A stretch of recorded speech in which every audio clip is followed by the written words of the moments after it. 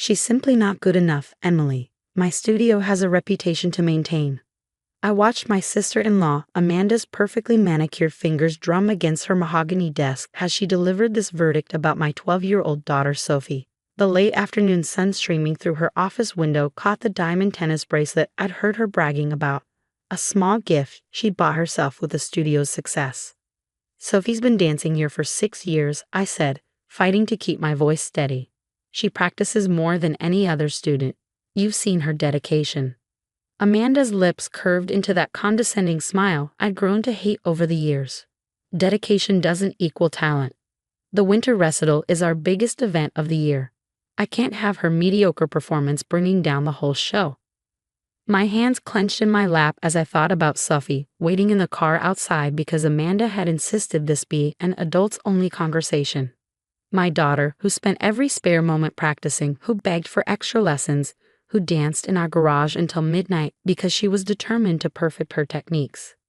This isn't about talent, I said. This is about your ego. Amanda's smile vanished. Excuse me? Ever since Sophie won the regional junior solo competition last spring, the one where your daughter Lily placed third, you've been finding reasons to criticize her. That's ridiculous, Amanda snapped, but I caught the flash of anger in her eyes. Lily's setback was temporary. She was recovering from a sprained ankle. Everyone knows she's the more talented dancer. Of course. Lily, Amanda's pride and joy, who'd been handed leading roles since she could walk. Who never had to audition, never had to prove herself because her mother owned the studio. Sophie earned her spot in that competition. I continued. Just like she earned her place in this recital. You can't just kick her out 3 weeks before the show. Amanda stood up, smoothing her designer blazer. Actually, I can. My studio, my rules. Sophie's just not up to our standards. Perhaps you should look into some recreational dance classes at the community center. Something Walker speed. The dismissal in her voice made my blood boil. This wasn't just about a dance recital. This was about Amanda's need to ensure her daughter always came first, always shone brightest. She'd been this way since she married my brother Mark 5 years ago, constantly competing, constantly proving her family's superiority. Sophie's already memorized her solo, I argued. She's been rehearsing with the group for months. What am I supposed to tell her? Tell her life isn't fair, Amanda said with a shrug. Better she learn that now. Besides, this will free up the solo spot for someone more deserving. Like Lily, she didn't need to add. I stood up, my chair scraping against the hardwood floor. You're making a mistake. No, Emily. The mistake was letting Sophie continue this long when she clearly doesn't have what it takes. I mean, really, look at her body type. She'll never have a dancer's build like Lily. That was it. I'd sat through years of Amanda's subtle digs, her backhanded compliments, her constant undermining of Sophie's confidence. But body-shaming my 12-year-old daughter, that crossed the line. We're done here, I said, my voice ice cold. You'll have our withdrawal paperwork tomorrow. Amanda's eyes widened slightly. Clearly, she hadn't expected me to pull Sophie from the studio entirely. Don't be hasty. Sophie can still take regular classes. She's just not recital material. Save it. I cut her off. You've made your position clear, but remember this moment, Amanda. Remember exactly what you did and why. As I turned to leave, she called after me. She'll never make it as a dancer, Emily. You're only setting her up for disappointment. I closed the door on her words and walked through the studio's lobby, past the walls lined with photos of past performances. Sophie was in many of them, always in the back row, always in supporting roles, while Lily dominated the center spots. How had I not seen it sooner? Sophie looked up as I approached the car, her face hopeful. She pulled her long brown hair into her signature neat bun, wearing her favorite practice leotard. Ready to rehearse, as always. My heart clenched. What did Aunt Amanda say? Can I still do my solo? I took a deep breath, sliding into the driver's seat. No, honey. She doesn't think it's the right time. Sophie's face fell, but she quickly tried to hide it. Oh, okay, maybe next time. Actually, I said, starting the car, we're going to be leaving Amazing Grace Dance Studio. What? But Mom, all my friends are here, and the recital. I know, sweetheart, but sometimes we need to make hard choices. Trust me, this is for the best. As we drove home, Sophie fell silent, staring out the window. I could almost see her dreams crumbling, and it broke my heart. But I also knew my daughter. Beneath her quiet exterior was a determination that Amanda had completely underestimated. What my dear sister-in-law didn't know was that I'd already been in talks with Madame Dubois, a retired principal dancer who taught advanced students privately. I'd seen her watching Sophie at competitions, had noticed her thoughtful expression. Last week, she'd approached me about private lessons. "Your daughter has something special," she'd said. "Raw talent is common. Dedication like hers is rare." I glanced at Sophie in the rearview mirror, saw the tears she was trying to hide, and made a decision. Amanda thought she was crushing a young dancer's dreams. Instead, she was about to witness what happens when you push someone to prove you wrong. "How about we stop for ice cream?" I suggested. "I have something exciting to tell you about your dance future." Sophie met my eyes in the mirror, a spark of hope returning. She had no idea what was coming, but I did. In 3 months, the National Youth Dance Competition would show Amanda exactly what she'd thrown away. The first time Sophie walked into Madame Dubois' home studio, I saw something shift in her expression. Gone were the mirrors covered in motivational quotes about perfection and excellence that had dominated Amanda's studio. Instead, simple ballet bars lined the walls, and afternoon sunlight streamed through tall windows onto the hardwood floors. Madame Dubois herself was nothing like Amanda. In her 60s, with silver hair pulled back in a neat chignon, she carried herself with the quiet confidence of someone who had nothing to prove. "So," she said, her French accent subtle but present, "you're the young dancer everyone underestimates." Sophie glanced at me nervously, but Madame Dubois continued, "Good. Being underestimated is a gift. It means you can surprise people." Over the next few weeks, I watched my daughter transform. Under Madame Dubois' guidance, Sophie's dancing evolved from technically precise but cautious to something more powerful. She was no longer dancing to please Amanda or match Lily's style. She was finding her own voice. "Your daughter has fire," Madame Dubois told me one afternoon as Sophie practiced. "At your sister-in-law's studio, they tried to contain it. Here, we let it burn." The changes weren't just in her dancing. Sophie's confidence grew. She stood taller, smiled more often. The constant anxiety about measuring up to Lily's standards melted away. Of course, Amanda couldn't resist trying to check up on us. She sent my brother Mark to casually ask about Sophie's dancing during family dinner.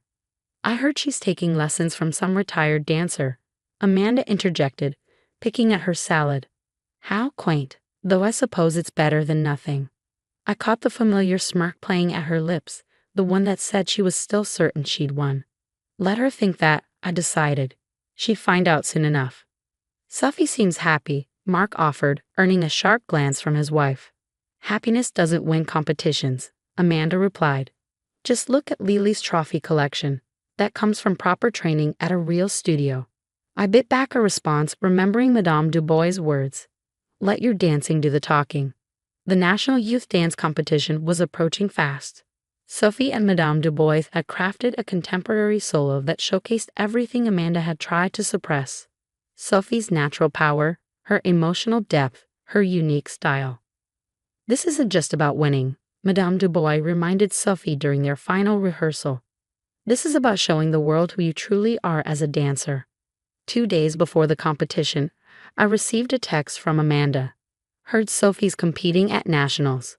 How brave of her to put herself out there. Lily's solo is already generating buzz among the judges.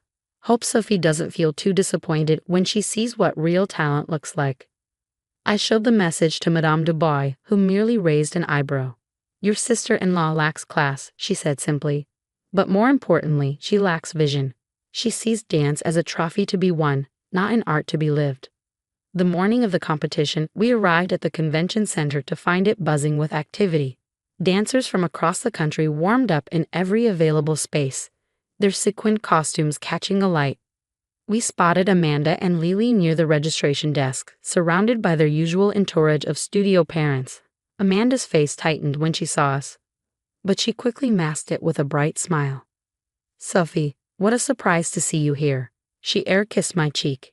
"And you must be her new teacher." Madame Dubois gave a slight nod.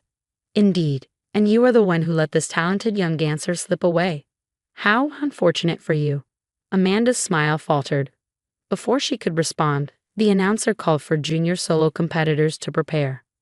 "Break a leg, Sophie," Lily said, but the words carried the same condescending tone her mother had perfected. "Try not to be too nervous when you see my new turning sequence." Sophie just smiled. "Good luck, Lily. Dance your best." As we headed to the dressing room, I heard Amanda stage whisper to another mother, "Can you believe they're actually going through with this? It's almost cruel, letting her embarrass herself at this level." Sophie squeezed my hand. "It's okay, Mom. I'm not dancing for them anymore." Watching from the wings, I held my breath as Sophie took the stage. The opening notes of her music filled the auditorium. Not the typical competition piece, but a haunting melody Madame Du Bois had discovered. From the first movement, I knew something special was happening. Sophie wasn't just performing her choreography. She was telling her story. Every leap, every turn spoke of resilience, of breaking free, of finding strength in being different. The audience fell completely silent. Even the judges leaned forward in their seats. When Sophie struck her final pose, there was a moment of absolute stillness before the auditorium erupted in applause. I caught a glimpse of Amanda's face in the crowd, her expression a mix of shock and dismay. Lily performed next, her routine filled with impressive technical tricks and flashy movements. It was exactly what the old Sophie had tried to emulate, but now it felt hollow somehow, lacking the emotional depth we just witnessed. As we waited for the results, Madame Du Bois kept Sophie focused with warm-up exercises, ignoring the whispers and stares from Amanda's studio crowd. "Remember," she told Sophie, "whatever happens, you've already won. You found your truth as a dancer. That's worth more than any medal." But as the scores were about to be announced, I couldn't help noticing how Amanda had positioned herself near the podium, ready to celebrate what she clearly assumed would be another victory for her studio. The announcer cleared his throat, and I reached for Sophie's hand. What happened next would change everything, not just for Sophie and Amanda, but for everyone who had ever been told they weren't good enough to follow their dreams. In third place, the announcer's voice echoed through the auditorium. From Elite Dance Academy, Madison Chen. Amanda shifted impatiently, her hand already on Lily's shoulder. She positioned them perfectly for the cameras, ready for what she clearly assumed would be another first-place victory. In second place, there was a pause that felt like eternity. From Amazing Grace Dance Studio, Lily Matthews. The confident smile froze on Amanda's face. Lily's shoulders slumped slightly before she caught herself, remembering her mother's constant lectures about maintaining proper appearance. "And your junior solo division champion with the highest score we've seen in this age group in over a decade." I felt Sophie's hand tighten in mine. From Independent Study under Madame Du Bois, Sophie Harrison. The auditorium erupted in applause. Madame Du Bois gave a small, satisfied nod, while I fought back tears of pride. But it was Amanda's reaction that caught everyone's attention. "This is impossible," she exclaimed, loud enough for those nearby to hear. "There must be some mistake. I demand to see the judges' scores." Sophie was already walking toward the podium when Amanda grabbed my arm. "What did you do?" she hissed. "Who did you bribe?" There's no way she could have beaten Lily fairly. Madame Du Bois stepped between us, her voice carrying just enough for the surrounding crowd to hear. "The only unfair thing here, Madame, is how long you suppressed that child's talent. Now, if you'll excuse us, your scene is preventing your niece from receiving her award." Red-faced, Amanda watched as Sophie accepted her trophy and gold medal. The head judge was explaining something about extraordinary artistic expression and emotional maturity beyond her years. But Amanda had already turned away, practically dragging a tearful Lily toward the exit. Later, during the reception, dance teachers and studio owners kept approaching us. Many had questions about Sophie's training, impressed by how her style had evolved. A few even quietly mentioned their own experiences with Amanda's studio politics. "Mom," Sophie called out, rushing over with her phone. "Look at this." She showed me a social media post from the competition's official account. They had shared a clip of her performance, and it was already going viral in the dance community. The comments were flooding in. "This is what real artistry looks like. Who is this amazing young dancer?" Finally, something authentic in competition dance. That's when my brother Mark approached, looking uncomfortable. "Emily, can we talk?" He led me to a quiet corner. "I had no idea," he said softly, "about any of it. The way Amanda treated Sophie, how she..." I've been watching some of the studio practices lately. Really watching. It's not right. No, I agreed. It's not. I've enrolled Lily in therapy, he continued. The pressure Amanda puts on her, it's affecting her badly. And after seeing Sophie dance today, how happy she looks. He trailed off, then squared his shoulders. I'm making some changes at home. Big ones. I squeezed his hand, understanding what he wasn't saying. Across the room, I spotted Amanda making one last desperate attempt to salvage her reputation, telling anyone who would listen about how she'd discovered Sophie's talent, how she'd always known she was special. But it was too late. The truth had danced its way into the spotlight. That evening, as Sophie carefully placed her trophy on her desk, she turned to me with thoughtful eyes. Mom, I'm glad Aunt Amanda kicked me out of her studio. You are? She nodded. If she hadn't, I might never have found out who I really am as a dancer, or met Madame Dubois, or learned that sometimes the bad things people do to us lead us somewhere better. I hugged her, marveling at her wisdom. When did you get so smart? Probably around the same time I learned that being good enough for someone else isn't as important as being right for yourself. The next day, Sophie received an invitation to join an elite summer intensive program, one that Amanda had always bragged about Lily attending. But Sophie surprised me again. I think I'll stay here and keep training with Madame Dubois, she decided. She helps me remember why I love dancing in the first place. As I watched her head to the studio that afternoon, I thought about Amanda's words from 3 months ago. She'll never make it as a dancer. Sometimes the best response to people who underestimate you isn't to prove them wrong. It's to soar so far beyond their limited vision that they become irrelevant to your story entirely. Sophie had done exactly that, and her journey was just beginning.